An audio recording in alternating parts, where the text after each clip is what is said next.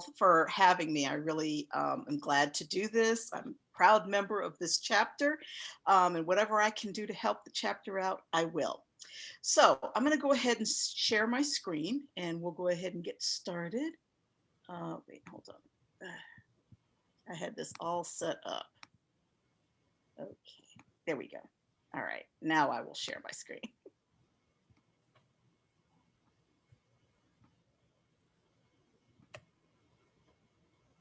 Okay.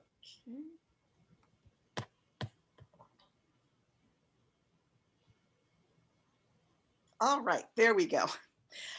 So I am Benét Wilson. I've been a Google trainer for about 5 years, and it's a program between Google and the Society of Professional Journalists.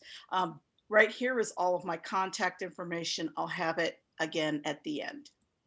I want to tell you before we get started, I'm going to go over a lot of information in this 1 hour. There is no way you're going to absorb all of this. There's no way you're going to use all of these tools. I'm giving you the 30,000 foot view, but there are resources if you want to dig into this more, and I will repeat that throughout the training. So go ahead and get started. Okay. The reason why this program was put together was because we needed to make sure that our journalism was as accurate as possible, especially after the can you mute whoever just came on? Thank you. Especially after the past 4 years that we had to deal with. We had a president who had declared open war on our profession. So it was more important than ever to make sure that journalists got their stories done and got them done correctly. So the Google News Initiative was created. Google invested $300 million in this program. And it's 3 parts. There are products, and these are all the tools I'm going to speak about tonight.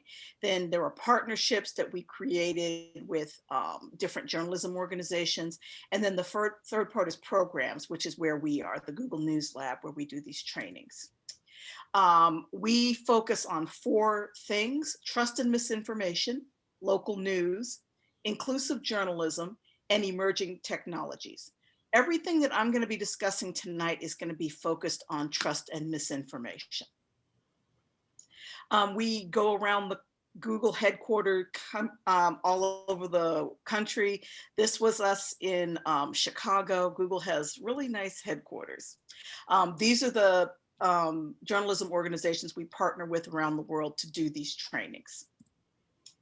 So this is your first reminder, g.co/news training. Everything that I'm discussing here tonight and more will be at this website. And again, I will repeat this a lot. So this is what I'm going to be covering tonight. These are the topics. I'm going to do each section. And if you've got any questions, please do not hesitate. You can just take yourself off mute and ask your question. So we'll go ahead and get started. First, we're going to do advanced search. And here's the question, and anybody can shout it out. This is not a trick question, but tell me what you do when you're searching for something on Google. Just one person, no trick, just a question. Well, the subject. I'm sorry? I'm sorry, you say you search it about like a particular. Yeah, what do you do when you go to Google if you're trying to look for a subject or try to do a search? Try to do a search. You just type in the search bar. Okay, thank you very much. That's what we all do. But you actually can narrow it down so that Google gives you exactly what you're looking for. So you don't have to just type in a word or 2 or 3 and have to go through and hope that you get what you need. So advanced search lets you do this. So for example, let's say you want to know the speed of a Jaguar, but you want to know the cat, not the car. So you can write Jaguar speed minus car, and the search results that you'll get will only be for the cat. Let's say you want to find out some information about North Korean dictator Kim Jong-un. You can type in his name, type site colon, and you can put in any site. Let's say you wanted to know what CNN was writing about him or doing about him. You could just put site space CNN.com. Let's say you want to know what the federal government is saying about Kim Jong-un. You type in his name, site colon no space .gov, and any government related website will pop up with information on Kim Jong-un. And if you want to do a related, you can just do related colon and then put in whatever URL. This one is time.com.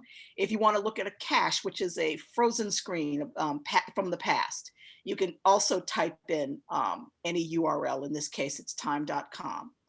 And one of the best search tools, one I use constantly, you can search by file type.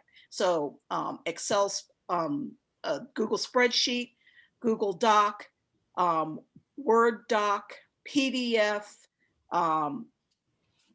PowerPoint, slides, whatever you can search. So I write a lot about credit cards. That's what I do. And I was doing a story and I wanted to find out how much Delta Airlines was getting in revenue per year with its deal from American Express. So I called the press office and they were like, we don't break it down like that. We don't give that information. So I called their investor relations and they're like, nope, can't help you. So I know that most publicly traded companies do investor presentations, and by law, those have to be public. So I typed in Delta American Express file type colon PPT for PowerPoint and found an investor relation presentation that they did. It was 178 slides. And on page 169, I found the number that I was looking for. It is actually $1 billion. So if you've got a Delta credit card, you're helping keep that airline afloat. And when my story came out, the media office called and they're like, where did you get that number? That's not true. And I'm like, well, yes, actually it is. It was in your investor presentation. So that allows you to kind of really drill down and find information that you otherwise would have taken longer. So you can also search by social media. So if you want to look for lists of Michelin starred chefs, you can put in site colon no space twitter.com in URL colon lists, and then between the carets you can put Michelin starred or whatever search you're looking for. You can also do the same thing on Instagram. Let's say you're looking for pictures of mountains without that don't include skiing. You can do site colon no space Instagram.com mountains minus skiing. So you will only get photos of mountains with no skiers.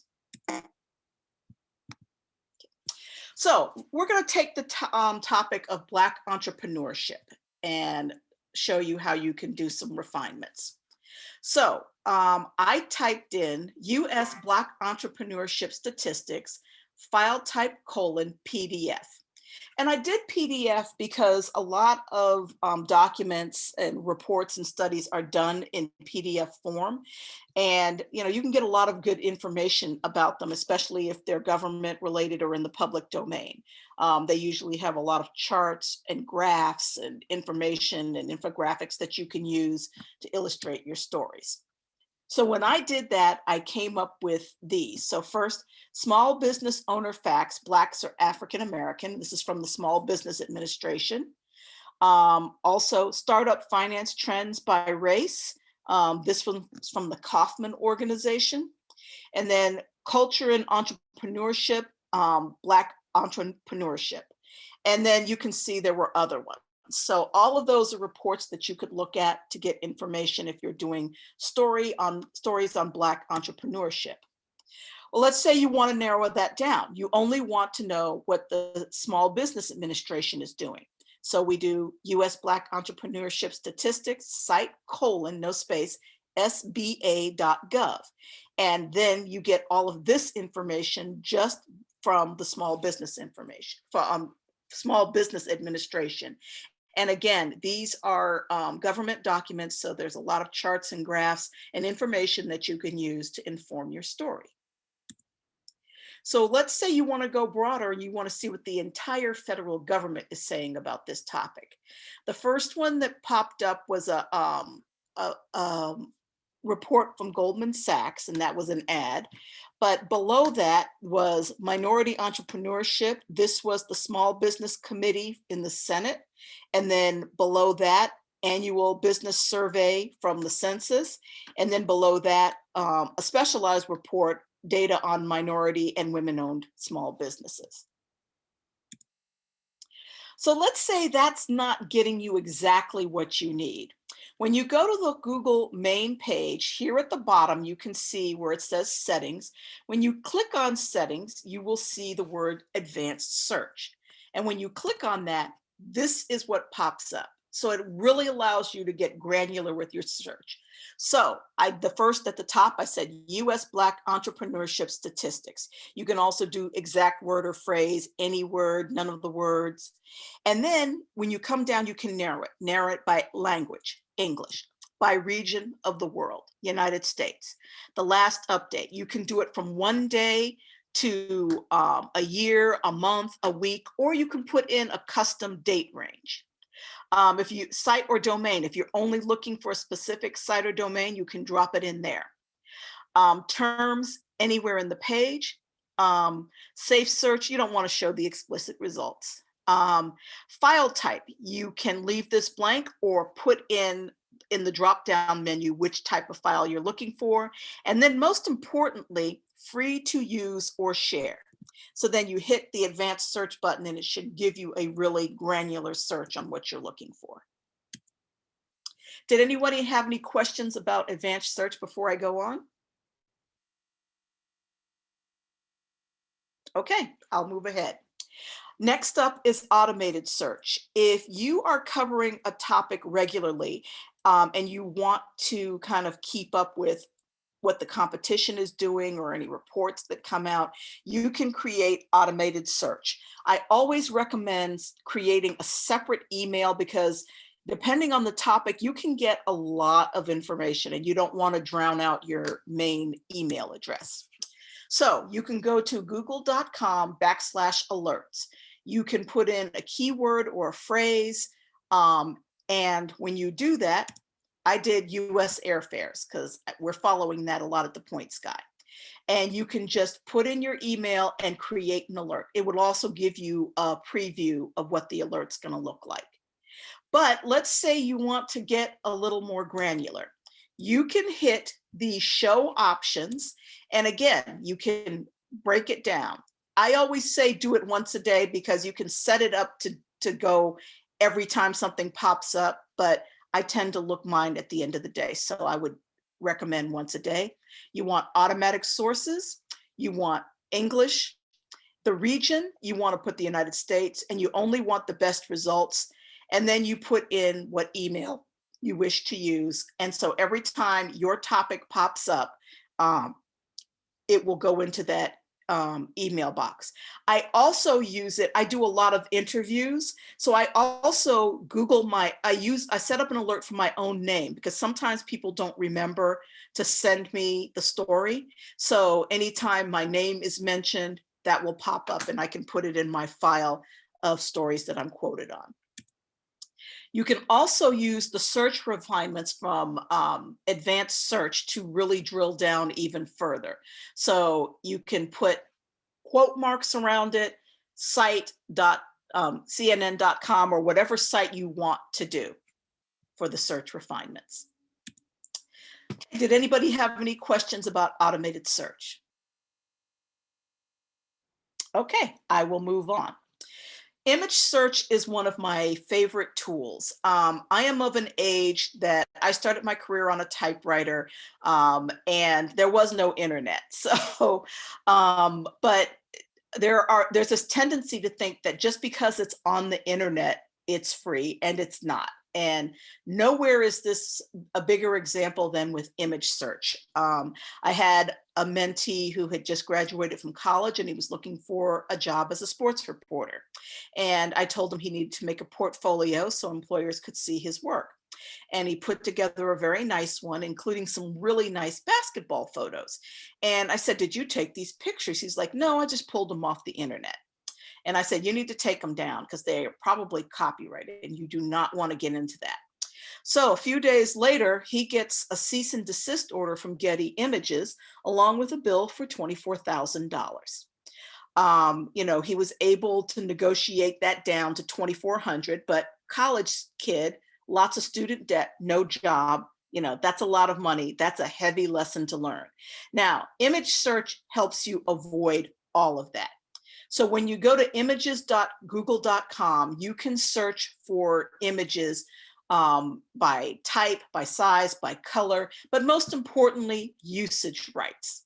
So you can see right here, size, color, type, time, usage rights, labeled for non-commercial reuse. That's what you're looking for. So when you go to Google, images.google.com, you will see this page. You can search by dragging the photo into the toolbar. You can also paste an image URL, or you can upload a photo. And it's going to tell you exactly where the photo came from, who has the rights to it, where it showed up in the past. It allows you to fact check your photos. So anybody, just shout it out. What is this a picture of? San Francisco. No, Golden Gate Bridge. Yep, I'm from San Francisco. I would say the same thing. But when you drag this photo into Google Images, this is in fact the 25 de Abril Bridge in Lisbon, Portugal. It was actually designed by the same people who designed the Golden Gate Bridge and the Oakland Bay Bridge. But it, looked just like the Golden Gate Bridge. I went to Portugal a few years ago, and this is my horrible picture. It was kind of a cloudy day, but it does bear a striking resemblance. So this was a story that went viral because these pictures, it was a really cold winter in Chicago, and you can see Lake Michigan there in the background. You can see the cars iced over. You can see the jogger. You can see the power line that has fallen down. And a lot of media outlets went with these photos. But had they dragged them into Google Images, they would have found that these were not taken in Chicago. This was actually Lake Geneva in Switzerland 10 years earlier. So again, you slide into Google Images and you avoid a lot of problems. Here's another one. I'm just going to warn you, you guys, I was an aviation journalist for years, so you're going to see some examples. I looked at this, and this actually was making the rounds after Malaysia Airlines Flight 17 was shot down over the Ukraine. I'm sorry. Yeah, it was shot down over the Ukraine. I knew this was a fake immediately because that livery, Malaysia Airlines, that's an old livery. They don't use that one anymore. And because I'm a real geek, I can tell that this is not a Boeing 777, which was the aircraft that was shot down. So if you had dragged this picture into Google Images, you would see that it was in fact Oceania Airlines from the television series Lost. So even if you Photoshop information or colors or a livery or anything over the original picture, Google can still tell where it came from. That's Jack from Lost. And of course, there were no survivors either. So the person kind of standing in front of the airplane, that should have been a big clue too. I just wanted to see. Oh, okay. I didn't know if there were questions. I saw some stuff in the chat. Anyone, do you know what this photo is? Anyone? No guesses? Okay. It's a picture of a flood. Very good. Okay. But this was actually sent to me by one of my aviation geek friends. And when I dragged it into Google Images, it is actually the runway at Houston Hobby Airport after Hurricane Harvey. I'll go back. That there is the runway marker. That's runway 422. So it was a river. So I dragged it in there and it tells me exactly what this was. With Google image search, you can also do the same type of narrowed down search as you did in advanced search. You can type in your words, you can go image size, aspect ratio, colors, the type of image, region of the world. If you want to put in a specific site or domain, you can do that. Most relevant results, JPEG, TIFF, PNG, and then most importantly, free to use or share even commercially. So you hit advanced search and then you'll be able to see some photos that you can use to illustrate your story without getting in the way of Getty images. So this is what happens on a global scale when people don't use image search. Ariana Grande did a concert in Manchester, England, and a bomb went off. Pandemonium ensued, people were injured, people were killed. And less than 10 minutes after the bomb went off, this picture started circulating at media outlets around the world. It's Ariana Grande. You see she's got dust and stuff on her hands. Her face is scratched. She looks distressed. She's got her phone in her hand. And there were media outlets that actually picked this up. Had they dragged this into images, they would have seen, so if you just taken the URL, this is from Instagram, and put it in there, you would have seen that this was a still from the television show Scream Queens 2 years before the bombing. Ariana Grande looked distressed because her character was about to die. So there are a lot of devious, evil people out there who want to cause mayhem with photos. So just drag them through. If you're not sure where they came from, drag them through images. Did anybody have any questions about images? Okay. Well, my next tool is Google Scholar. I love this tool because we are always looking for experts to speak on topics that we're writing about. And Google Scholar is a repository for professors, graduate students. There are white papers, there are books, and there's also case law. So you can search by the same search refinements that you do with advanced search: keyword, author, publication, or refinements. So let's say you're covering Black student loan debt and you want to get an expert. I would click on articles, but if you're looking about case law, you can put that in too. So we're just going to click on articles. So what happens is, this is the page that comes up. You can do the custom range. I did since 2017. And then I did include citations. And if this is something you cover regularly, you can automatically create an alert. This was an interesting one: young, Black, and still in the red, parental wealth, race, and student loan debt. So when you see this and you see that the names are underlined, that means you can click on them. So when you click on Fr. Ado, you see her name is Fanaba R. Ado. You see her picture. You see she's a professor at the University of Wisconsin-Madison. You can see that she has a verified email address at that university and a link to her homepage, along with all the other studies and reports that she's done. So if you click on her homepage, there she is. You can see her affiliations, her contact information, her curriculum vitae, her media appearances, her research, and the classes that she teaches. I am always looking for sources that look like me, so I'm much more likely to reach out to her if I were ever doing a story on student loan debt.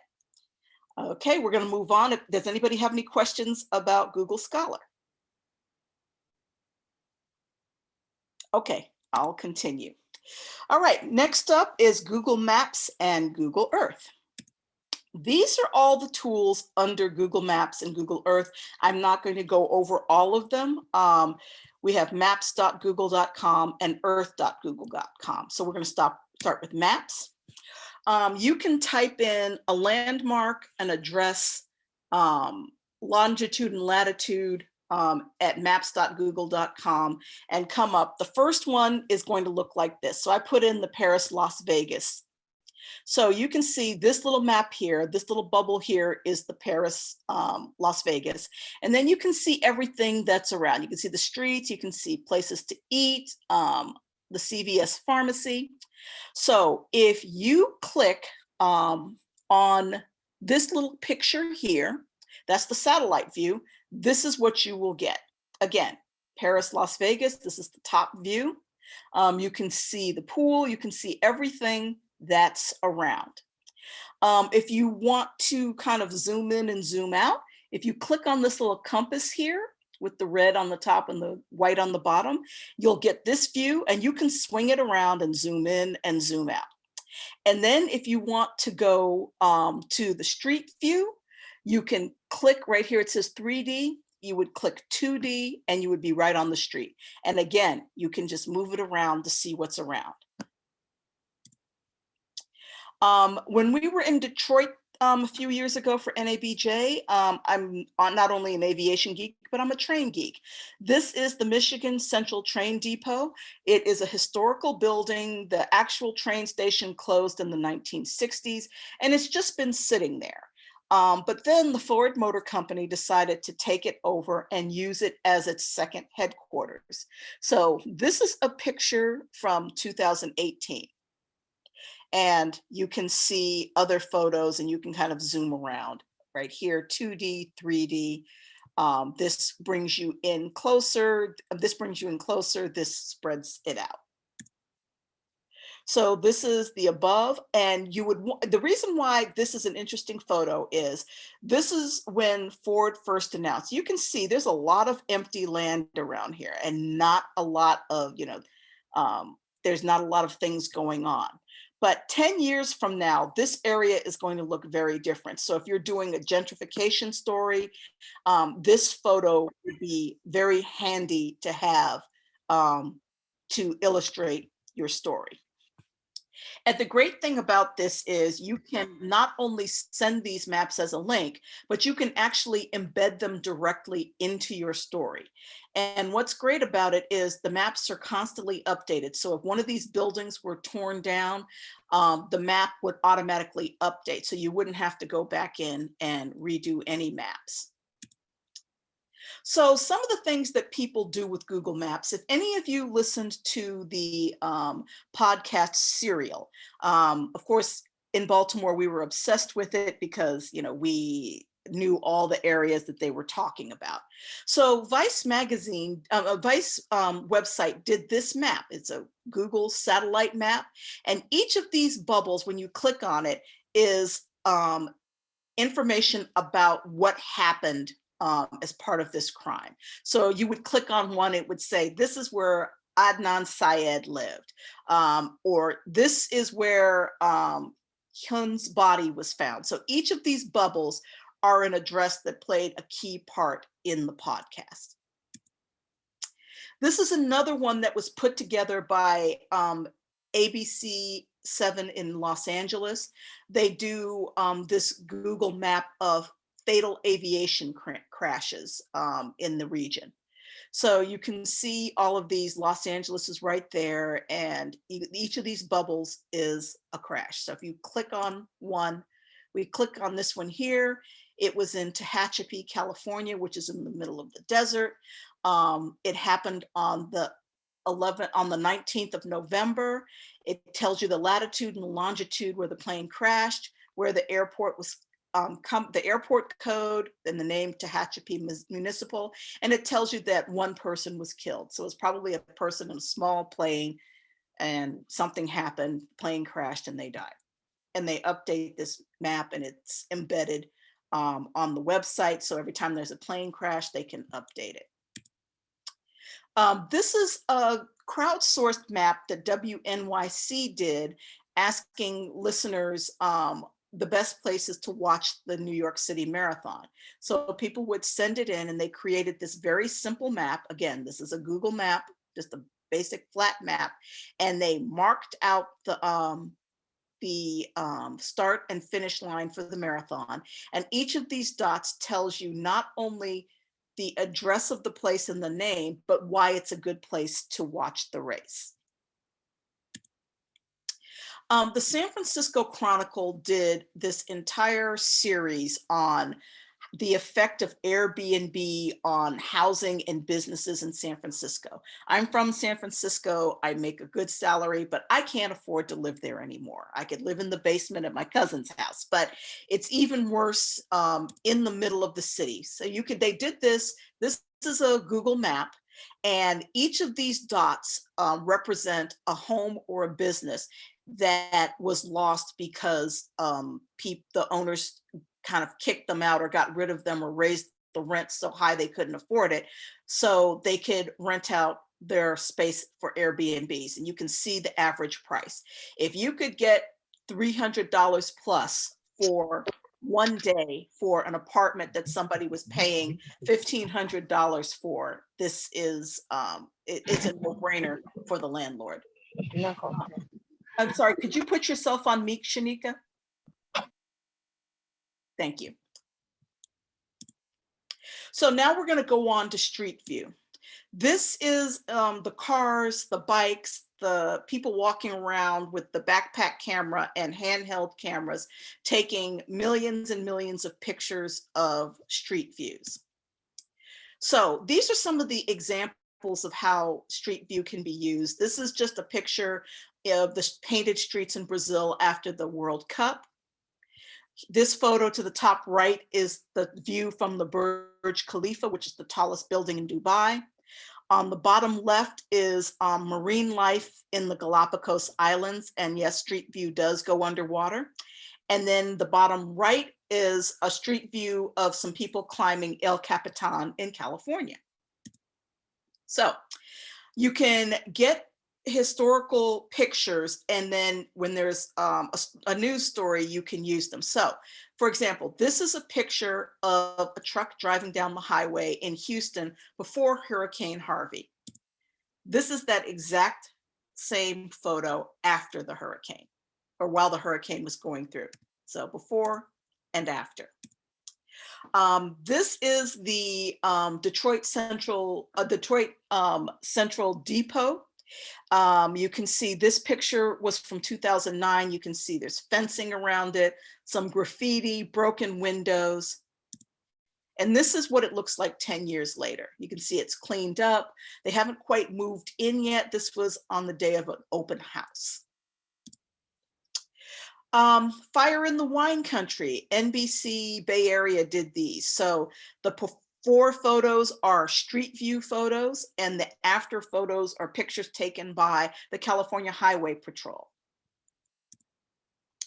Similar thing, the New York Times did street view for earthquakes that hit these small Italian towns in the middle of the country. So this is the before, and this is the same area after.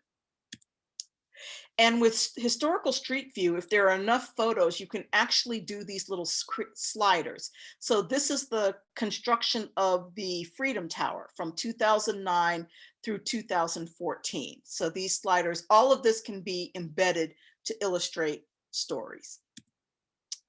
Now, Google Earth Pro is the satellites that are around the Earth that are constantly taking pictures. So this is one from the BBC News. It was a refugee camp in Jordan. Access to those camps are very tight. So there were Google Earth Pro images taken. So this is that area at the beginning of 2013. And this is what it looked like at the end. This camp had been built out. Google Earth Pro also does the 3D imagery. So you've got Paris on the left, Manhattan on the right, and you can zoom in and zoom out and pull out and swirl around. You see these used a lot on television stations. This is a Google Earth Pro shot of the Pyeongchang Olympic Stadium being built from the day they broke ground until the day before the Olympics. This is some Google Earth footage of Malaysia Air Flight 17 that crashed in Ukraine. So you can see the pieces of the airplane, you can see the scorched earth. So New York Times took those images and kind of cleaned them up a little just to kind of get rid of the fuzz.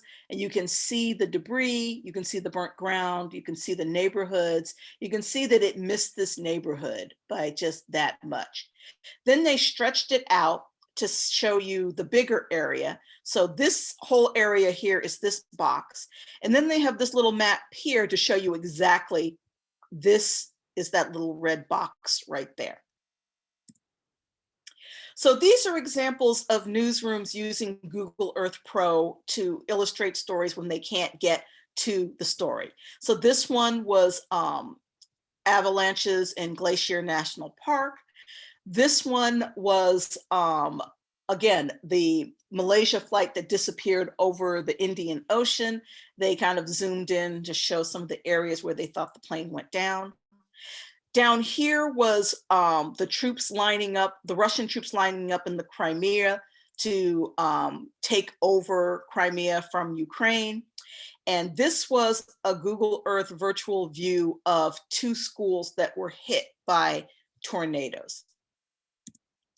This is an example of what CNN did when there was the Las Vegas massacre at the Mandalay Bay and the concert. So I'm just going to play a little bit of this. News, the deadliest mass shooting in modern American history. 59 people are dead, more than 500 others wounded, up to a dozen of them in critical condition here in Las Vegas tonight. A man shooting down from his hotel room on thousands of people at an outdoor music festival. The shooter was high above the crowd on the 32nd floor of the Mandalay Bay Resort, which is behind where we're standing, but you can see the side here. Right there on the 32nd floor, you can see the suite, the windows on both sides. We're going to talk more about that in a moment. We want to play. Okay, so I wanted to show you that because nobody was getting close to the Mandalay Bay. So, and you can see up here, they credit Google Earth. Anyone has access to this now. We're running close on time, so I'm gonna not show this one. But I'm gonna move on. So we're gonna go to Google Translate, unless you had any questions about maps or Google Earth. Okay. I had a quick question, Benét. Sure, Thanks go for ahead. filling. I was wondering, how do you access the older map photos when they're always updating to the new images? When you go to Google Earth Pro, you're allowed to click and view historical images. So if they have the historical images, you can pull them up. They don't guarantee that they have everything, but for newer things, you can find them. Thank you. And if you go into the Google Earth course, they show you exactly how to do it. Did anybody else have any questions? Okay, we'll go on to English, to Google Translate. This is another one of my favorite tools because I travel a lot and I travel around the world. I'm fluent in English and that's about it. Google Translate is not only an app on your phone, but it's also on your desktop and allows you to do basic translations. Do not use this to put in papers for exact translations. This is just to give you an idea of what is being written or what's being said. So you can download languages on your phone before you leave, and then this can be used offline. So when I went to Cuba, I downloaded Spanish before I left because I knew in Cuba I was not going to have any internet access. I was there for a week and I had 1 hour the whole time I was there. So with the app, you can type in thank you so much in English, and then you can choose from more than 100 languages. So this is it written in Hindi. This is what it looks like in English. And if you click on this little speaker, it will actually pronounce it for you. If you are in a country, and when I went to Japan, this came in very handy. So you can hold your camera up to an item, an object, and it will automatically translate what it is. So this is a carton of milk. If you want to have a conversation, you can click on the interpret. So you can have, this is French to English. When I was in Cuba, when I was in Havana, we were getting ready to leave and our cab driver canceled and we didn't have a phone, but the housekeeper was there. So she and I had a conversation. So she was able to help us get a cab to the airport. There are a lot of languages that use different characters. You can actually draw the character and get a translation. You can also, somebody sends you something in a different language, you can actually tap and it will translate it for you automatically. Again, you tap it and it will translate, and also it will pronounce what it is when you touch the little sound horn. You can also take a picture and have it translate. And it will, this is from English to Hindi. You can do back and forth. Again, dozens of languages that you can do this. Now on the desktop, Google Chrome will automatically translate. So this originally was in French, as you can see. Do you want to translate? Yes, and it will automatically translate it into English. You can also type it in your search bar, say sprained ankle in Arabic, and this will come up. That's what it looks like in Arabic. That's what it looks like in English, and you click this and it will actually say it. You can also say these words using this little microphone. You can also translate little snippets. So peintre is painter in English. And finally, you can make your own little phrase book for things that you know you're going to say a lot in a country. I try to learn simple phrases because I just think it's polite, and it shows that you're not being an ugly American. So, did anybody have any questions about Translate? Okay, we'll go on to Google Trends. Google Trends is another great tool to use to inform your stories. Google Trends are based on all the searches that people are doing on any given topic. And if that topic is trending, it's going to explode. So I'm going to give you some examples, and it reflects what users are curious about. So at google.com/trends, you will see this, and it is a rolling, and it changes by the minute. The top stories, the headline, the search, you can click on this to see how it's being searched, and then click on the photo to see why it's trending. There's also on the main page, we call this the carousel. There are 6 examples of what is trending in the past 7 days. Taylor Swift and Kim Kardashian, ongoing beef. The World Cup is of interest because of the top soccer teams trying to break away from FIFA. And then American football is of interest because the draft is coming up.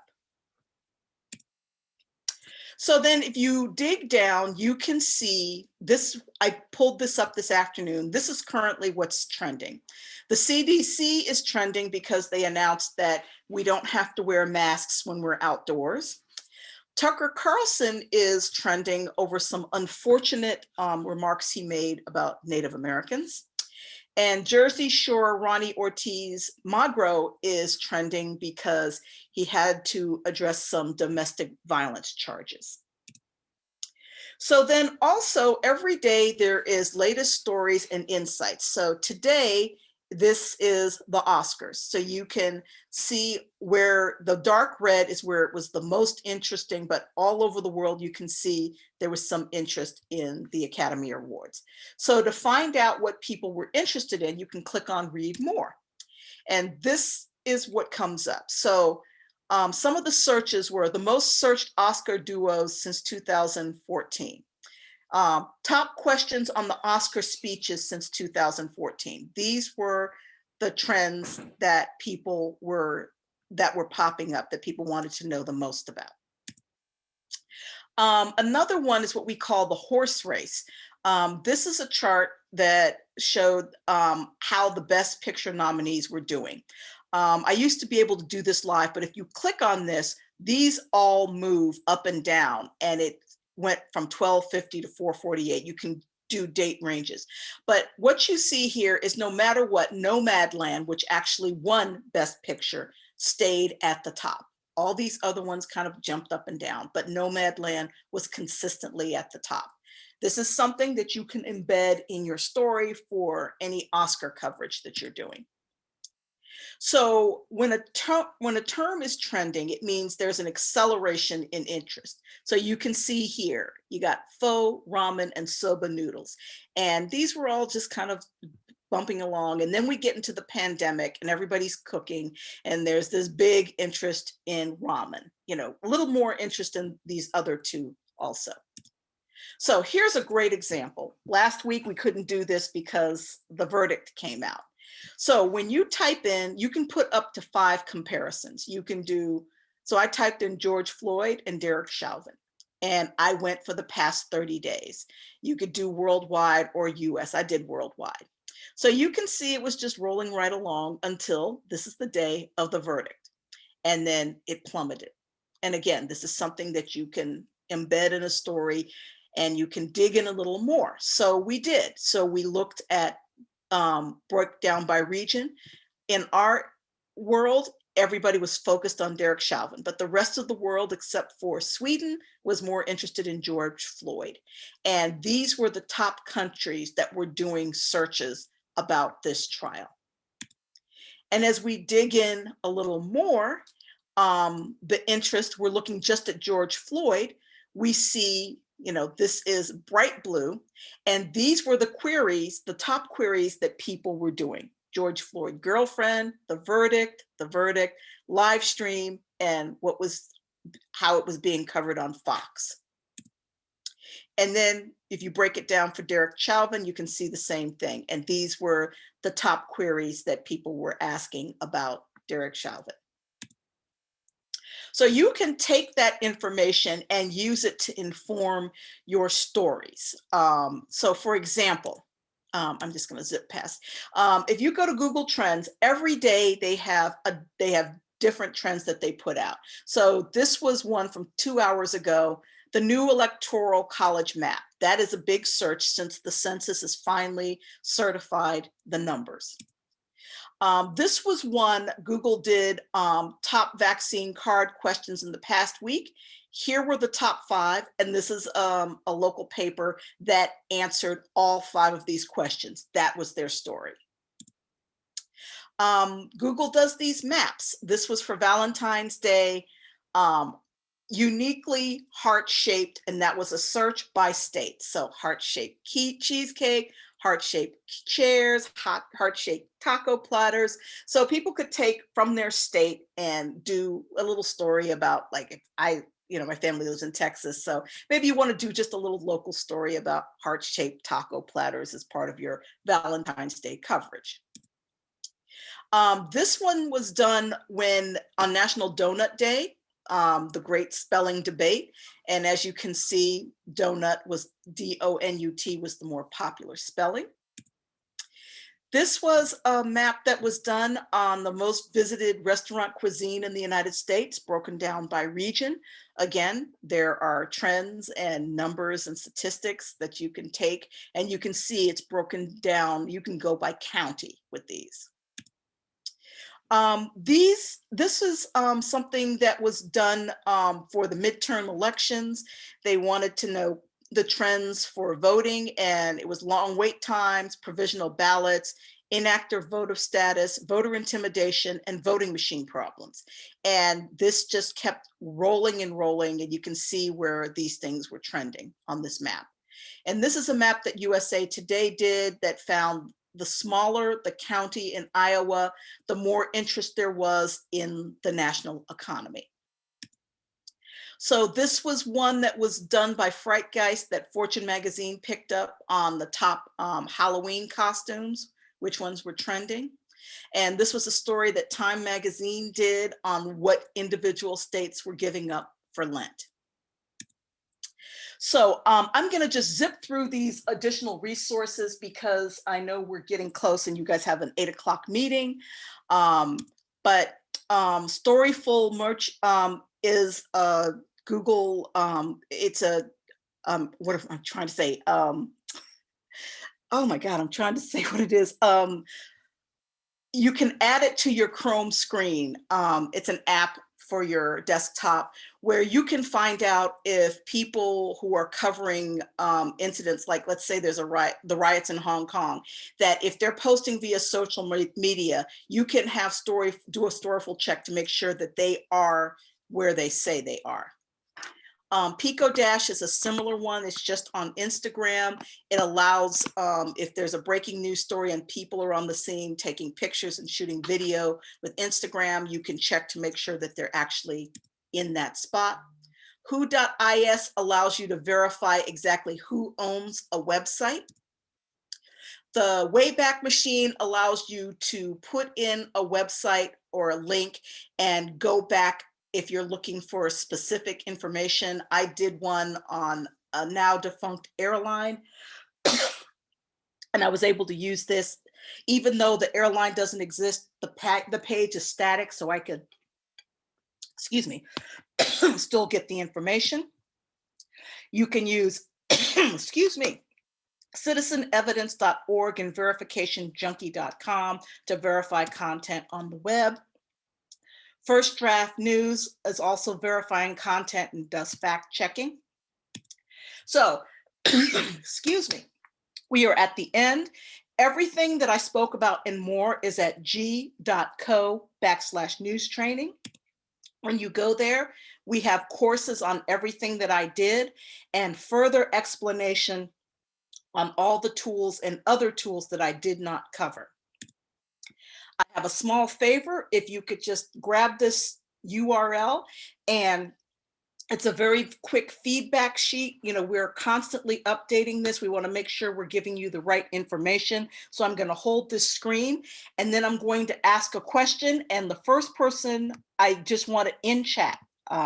So my question is, what was the name of the actual frozen over lake from the images segment? And just type it in. Anyone? Frozen lake. Thought it was Lake Michigan. Okay. I'll do another one. The Ariana Grande Manchester concert. What was the television show? Type it in. Okay, Mabinti, congratulations. You were first. It was Scream Queens. If you drop your email in the chat, I will send you a $25 Starbucks gift card. Aww. So, see, pay attention. Y'all, this is what we do for a living. So, I want to thank you all, and I'm sorry I had to rush through all of this, but I hope it was helpful. My information is here on the screen, so if you've got further questions, you're welcome to reach out to me. And I thank you all for joining me. I'm just going to get Mabinti's email and send her her card. So thank you all very, very much. Thank you so much,